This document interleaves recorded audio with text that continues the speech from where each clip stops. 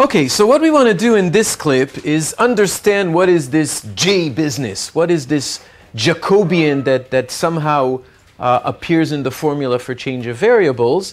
And it turns out that it has a geometric interpretation. There's a clear meaning for why that J suddenly pops up there, and that's what I want to show you. Let's recall what change of variable is for double integrals. So when we have a function of two variables on a domain D in the xy plane, the double integral of the function, intuitively the area under the graph over the region D equals, we transfer to new coordinates, to a new plane, uv, and the domain D transfers to some domain E in the uv plane, so the double integral is now over E.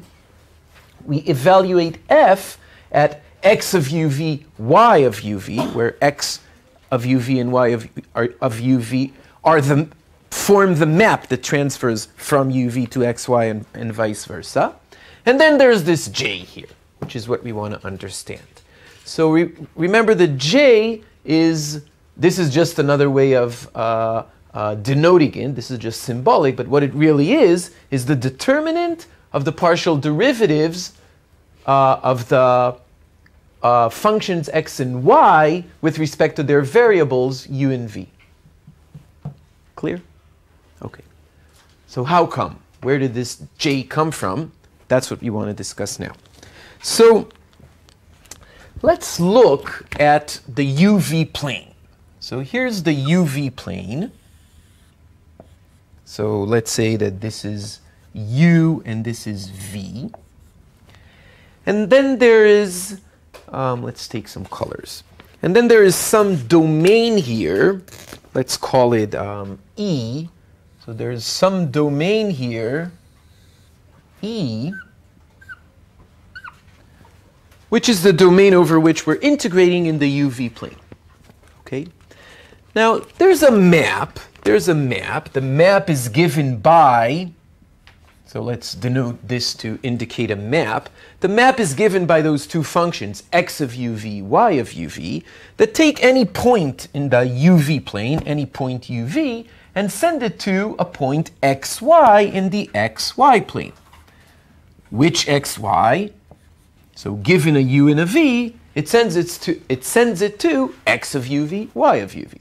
Clear? So is it clear why I'm saying that these x and y give us some transformation, some map to the uv plane, and the region E transfers to some region which may look different here, D. Good? Clear?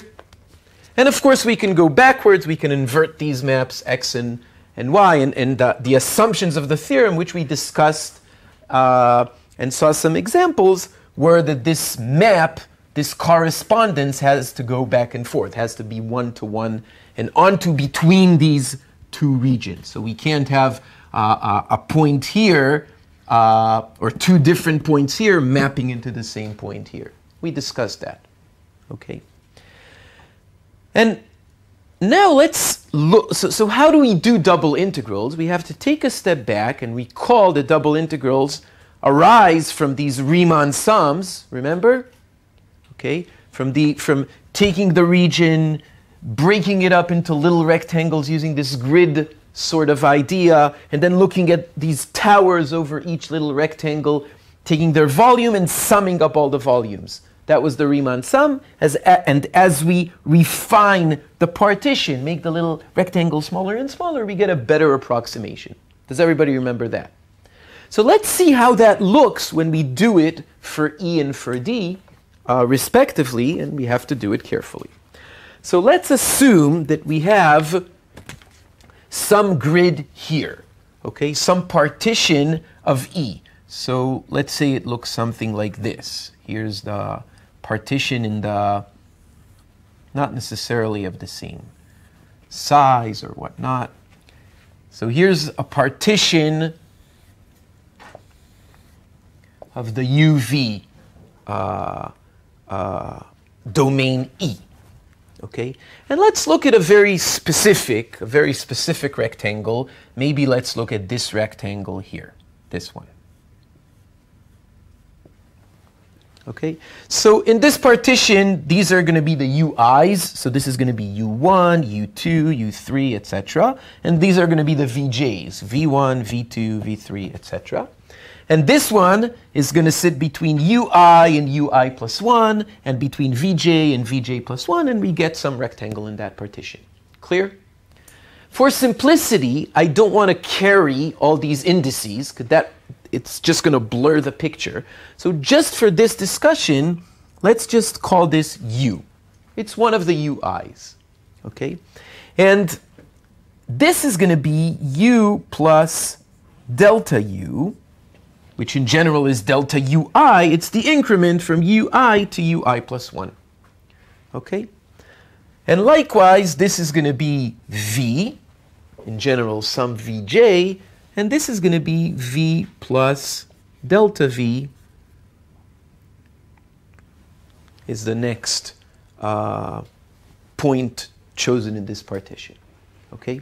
So let me draw this rectangle, make it somewhat bigger. Let's maybe draw it. Let's make some more space here. I'll erase the title. Let's draw it up here. So here's this rectangle just being drawn bigger so we can add some details. So that's this specific one of those little rectangles in the partition. And let's give the point some names. So this point is going to be A1. This is simply the point UV. And I'm going to call this point A2. This is the point U plus delta U, V.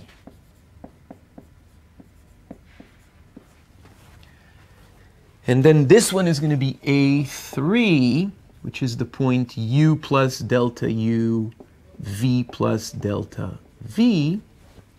And this one is going to be A4, which is the point U. It has the same U, but V plus delta V. Does everybody agree? Good? Okay. Now, let's see what happens when we map to the xy plane.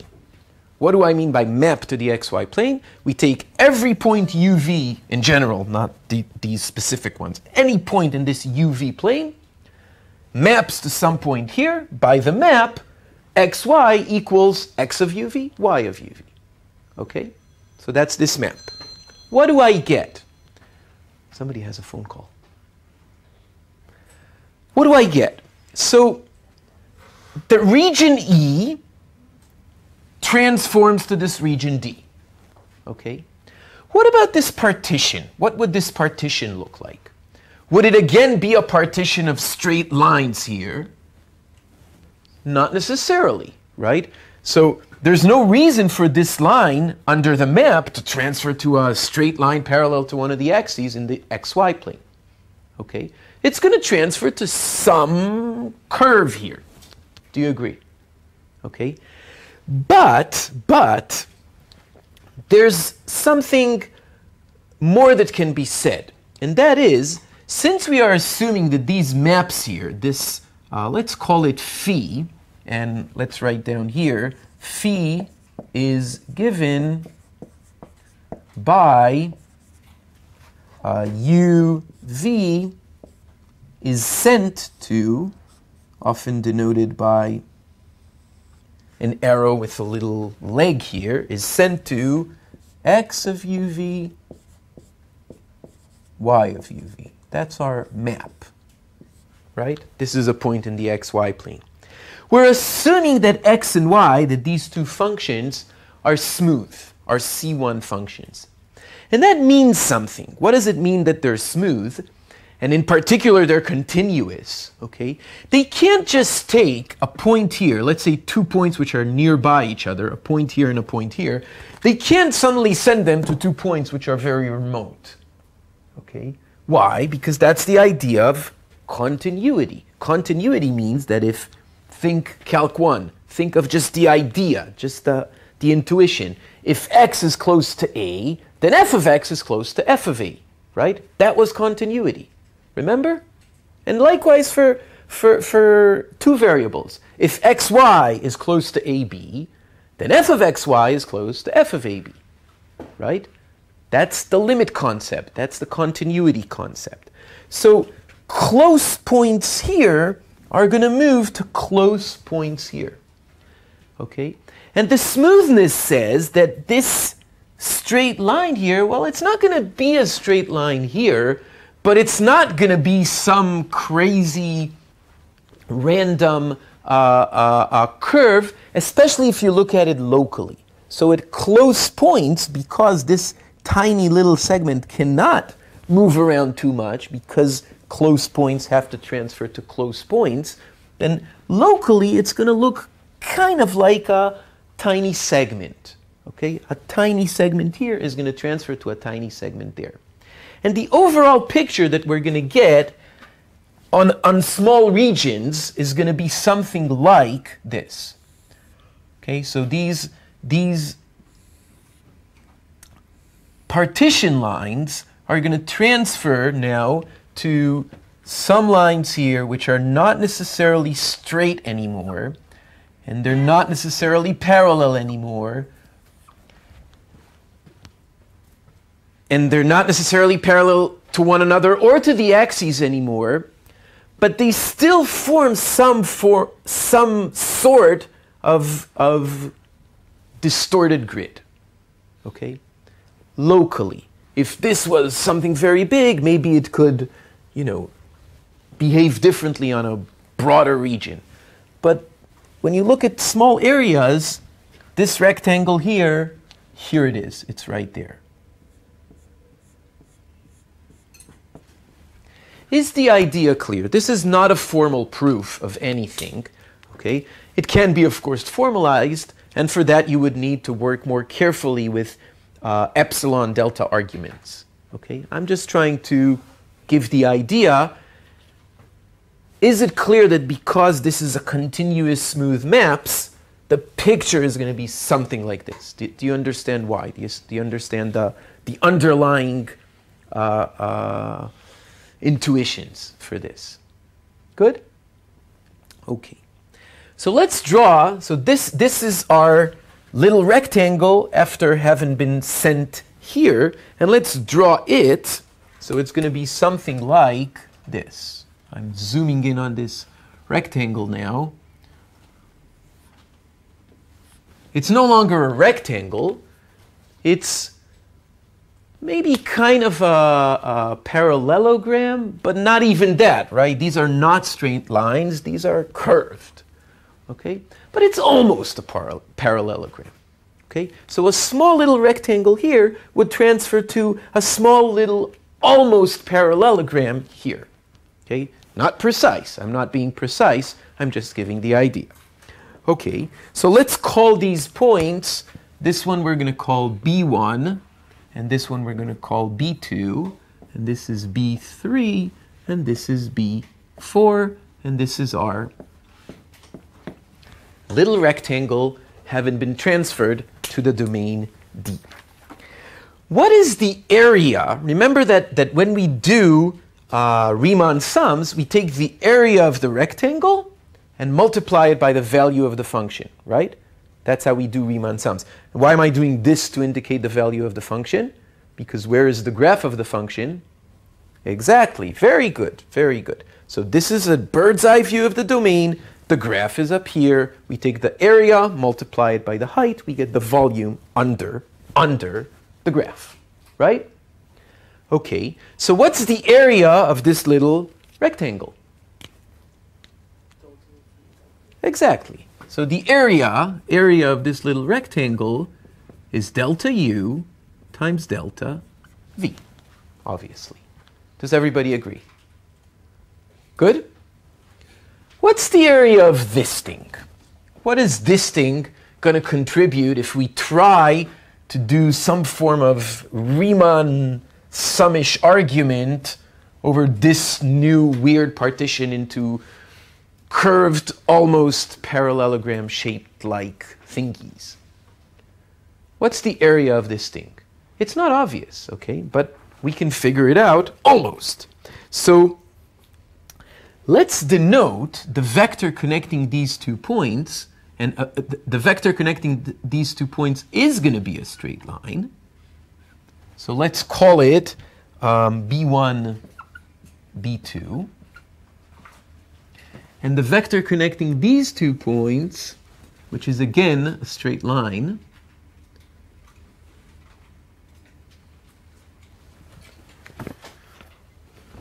this one is the curved line. So the vector connecting these 2 points is B1, B1, B4. Okay? And do you agree that the area up here, let's use a new color. Let's take red. So the area of this thing equals almost, so I'm not going to write equals, I'm going to write equals, squiggly equals, which means it's approximately the area of the parallelogram given by these 2 vectors, okay, which is B1, B2 cross B1, B4. Do you remember this from our discussion of vectors way back in the beginning of the semester?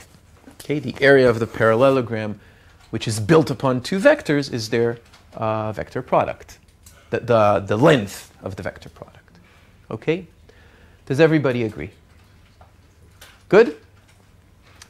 So how does this relate to this? That's our question. And for that, we're going to need some analysis, which is not too complicated. Let's do it. So I want to write what B1, B2, and B4 are in terms of what A1, A2, and A4 are. And then I'm going to do this cross product. And magic, what's going to show up there is J. Okay? Let's do that. So do you agree that the point B1 is what we get when we map A1 to the new xy plane? So B1 is the point x of uv, y of uv. B2 is what we get when we map A2. A2 was u plus delta u v, so it's going to be x of u plus delta u v, y of u plus delta u v. Good? There's also B3, which we don't really care about, but then there's B4, which is what we get when we map A4. A4 was u v plus delta v, so B4 is x of u v plus delta v, y of u v plus delta v. Do you agree to this? Everybody? Okay, good. Now we need to find out what are these vectors that we're using. What is B1, B2? B1, B2 is just subtracting these 2 vectors coordinate-wise, right? So B1, B2 is x of u plus delta u v minus x of u v and y of u plus delta u v minus y of u v. Do you agree that this is B1, B2? Good? What is B1, B4, which is the other vector that gives rise to this parallelogram? It's x of u v plus delta v minus x of uv, and then y of u v plus delta v minus y of uv. Good? Okay. Now,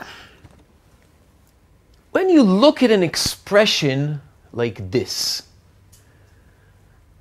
does it remind you of something? Does it look somewhat familiar in some sense? Have you seen things that look like this before?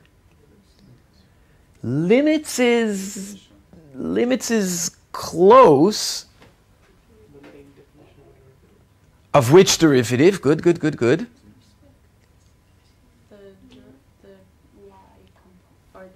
The partial derivative, exactly.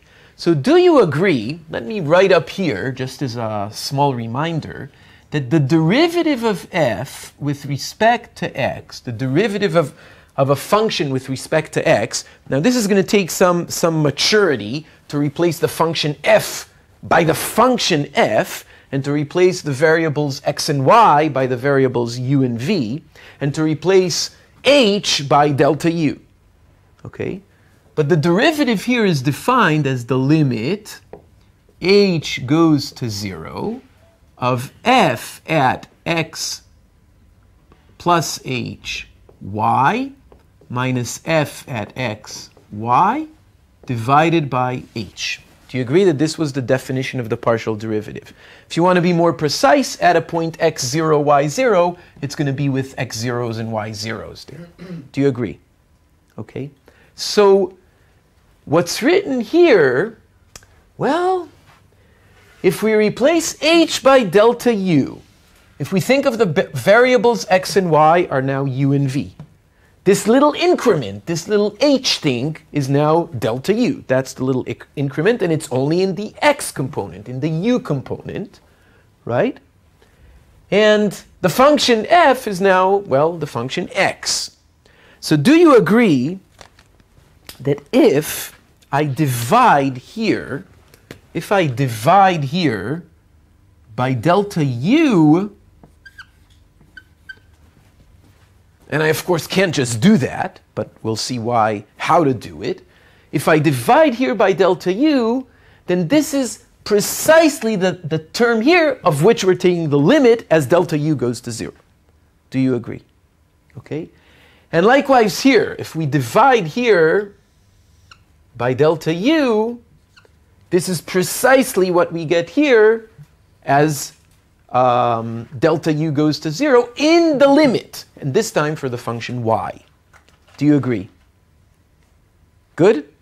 Likewise, here, this is the other partial derivative. If we divide by delta v, it would be the expression that if we take its limit as delta v goes to 0, we get the partial derivative. Does everybody see that? Good? Is everybody with me? This is the critical step. From here, the j is just going to show up. Good? Everybody? Okay. So, of course, we can't just take something and add stuff. That's not a really legitimate thing to do.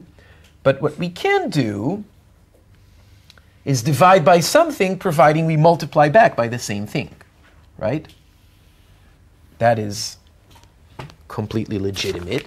So what I'm going to write is that, so let's write, therefore, b1, b2 can be written as, well, let's again replace this equal sign by this squiggly equal, almost approximated by the derivative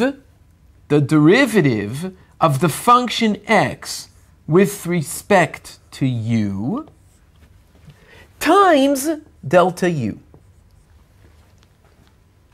And here, the derivative of the function y with respect to u times delta u. Okay, so I multiplied by delta u and divided by delta u. When I divide by delta u, this thing is almost the partial derivative, almost because it's not the limit.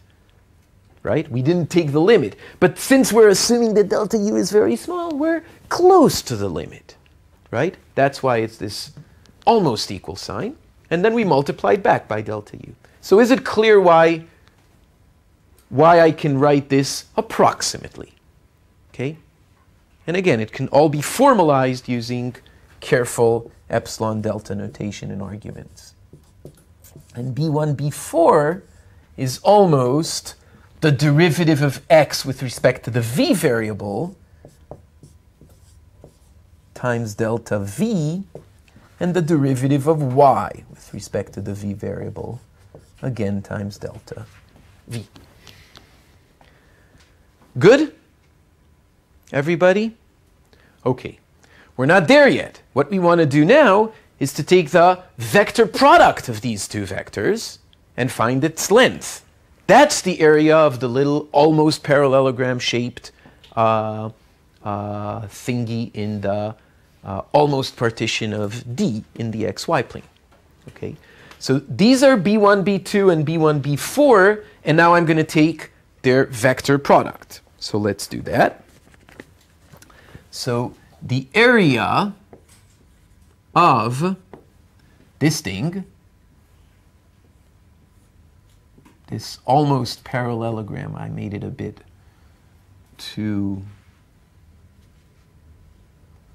Okay, the area of this is almost equal to B1, B2 cross B1, B4, approximated by this parallelogram. And this is almost equal to the vector product of these two vectors, which we got by approximating using these partial derivatives. So what do we get? We get I, j, k. And then the components of B1, B2, which were dx to du delta u, dy to du delta u. And what's the k component of B1, B2? 0. It's a planar vector, so it doesn't have a k component. Do you agree? And likewise, the components of B1, B4 were dx to dv delta v, dx to dy to dv delta v, and 0. Good? This equals, the I component is going to be 0 because of these zeros. The j component is going to be 0 because of these zeros. There's only going to be a k component, right? I should be more careful. It should be the length. This is a vector, and it should be the length of this vector, right? The length of the vector product. These two lines indicate the determinant, right? So if I want to write the length of this thing, I should add here, this indicates the length of this vector. Okay? Okay, so it's the length of the vector that has 0 in its I component, 0 in its j component, and in its k component, it has this, it's called a minor, this 2 by 2 subdeterminant, right? So in the k component, it has, we can pull out a delta u delta v from both, right? It's this times this minus this times this, right? So delta u and delta v we can pull out, delta u delta v, and we're left with this determinant here, x u, y u, x v, y v. And then we need to take the length of this vector. Do you agree? Everybody following me? Sure? Okay, good. So what's the length of a vector? It's squaring the components and then taking a root. So 0 plus 0 plus the root of this thing squared, which is itself, right? Or itself in absolute value. Okay, so we get the absolute value of this thing. So this determinant, do you agree that when I take a determinant of a matrix, of a 2 by 2 matrix, it's the same number as the determinant of the transpose matrix, right? It's this times this minus this times this, right? If I instead write xu, xv, yu, yv, this and this are the same. It's xu, yv minus xvyu or minus yuxv. Those are the same numbers, right? We're working in the real numbers. Real numbers are commutative. xvyu or xuy or xvyu and yuxv are the same. Do you agree? Okay, so this is what we get. Cool? Do you not have to square that? To square it and then take the root.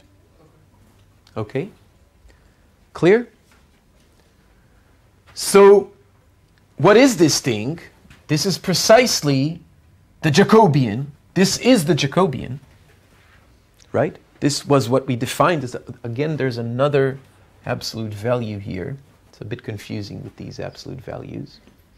So it's the absolute value of the Jacobian times delta u, delta v. Okay, so when we do something that spans 4 boards, there are two things you have to do in order to grasp it. One is follow step by step and see that step by step you understand what's going on, right? And those are little local arguments, right? How do we do a vector product using a determinant? How do we calculate a determinant like this? How do we take the length of a vector, square and take the root, etc., etc. And then you have to take a step back and be careful not to fall off the stage and see the broader picture. So let's look again at what did we just do? What was the broader picture? So forget the details. We took a little rectangle in the UV plane whose area was delta U, delta V. Remember? Let's go back to this board a second.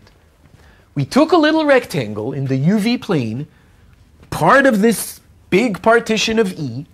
Its area was delta U, delta V. Remember that? We found out that when we send everything to the xy plane, we get a different sort of something that looks like a partition that divides it into some things, little things that look somewhat like parallelograms. And the area of a little parallelogram, whose pre-image, which was given rise to by this little delta U, delta V rectangle, the area of this thing is none other than, this is what we just calculated. The area of this thing, area is J delta U delta V. Do you agree that this is what we just showed? A little area of delta U delta V transfers to a little area of J delta U delta V. This Jacobian somehow measures how the area is transformed. Okay? How it's slightly modified. Clear? Now, how does this relate to double integrals? Okay? So this is the bottom line. Everything else was the how we got it, the geometry. And it's a good review of many things. That's why I didn't want to skip it, although I didn't do it completely precisely. Just, all these little squiggly equal signs tell you that it's not a precise argument, but it is the idea. It is the accurate idea. So this is the bottom line. A little area like this transfers to a little area like this. Okay? How does it relate to double integrals? What do we want to calculate originally? We wanted to calculate over here, over the domain D, we wanted to calculate the double integral of some function f, right? Okay? Let's look again at this board. Over the domain D, we want to calculate the double integral of some function f. Okay? How do we do this? We take the domain D, take a grid for the domain D, a partition, and then do Riemann sums, which are going to be f calculated at ci di times delta xi delta yj, right? Everything in the xy business, okay?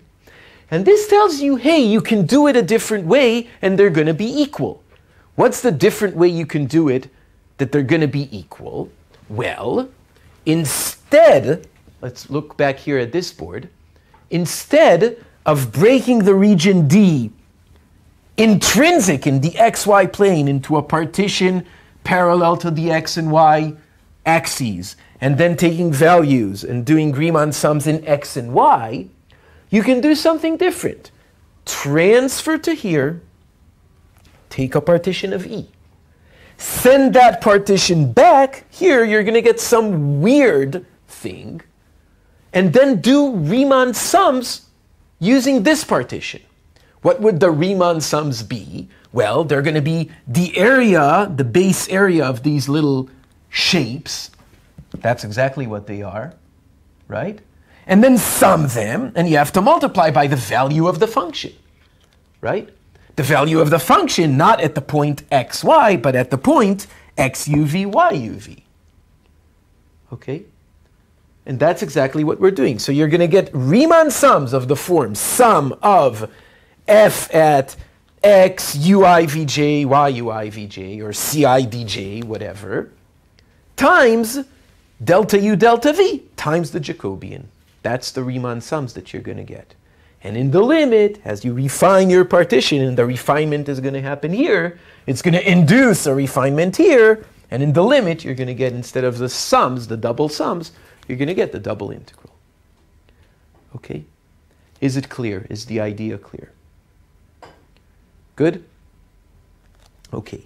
So, bottom line, this j factor that appears here in the double integral on the new coordinates, okay, in the uv coordinates, is not magic. It's not there just because, remember why we decided to put something like this. We kind of tried to mimic the formula in change of variables for a single variables function, where there was this phi prime, remember? So it's not just a mimicking process, it has a meaning, it has a reason, and that reason is what's hidden in the proof of this theorem. And what it is, it just measures the distortion of little areas in the UV plane compared to little areas that you get in the XY plane. Questions? Yes? Can I ask you, like, one of the two area have not to be like delta x, delta y?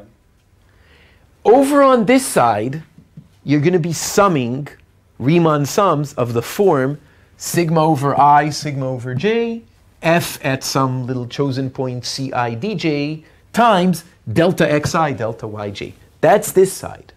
Okay?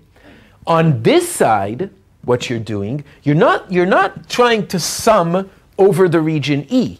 Okay? You wanna sum this thing, but in a different way. That's what we're doing here. Okay? We're not taking a new function and summing it over a new region. Okay? So what you're doing is you're transferring to the region E, doing a partition there, and then sending it back to the region, to the xy plane in the region D. Okay? And you're not summing over x and y anymore. You're summing over the partition E. Okay? Yeah, but like in that two graphs, in one of the two graphs, we don't have to have delta x and delta y, because here we have the first part and then the second. So like in one of the two areas not to be delta x and delta times delta y. Let's assume there's no function. Okay? So when there's no function, when the function is just the function 1, what we're summing is just the area. Do you agree? The integral, the double integral of the function 1 is just the area of the domain. Okay? I want to calculate the area of this domain D in two different ways. One, break it into a grid in the xy plane and do Riemann sums, and now there's going to be no f there. It's just going to be sum of delta xi, delta yj. Those are going to be the sums. Okay? That's the left-hand side of that formula. The other way, I don't want the area of E. That's not what I'm looking for. I want the area of D. But I'm doing it a different way. I'm making a partition in E, sending it here, and then summing the areas of these little things.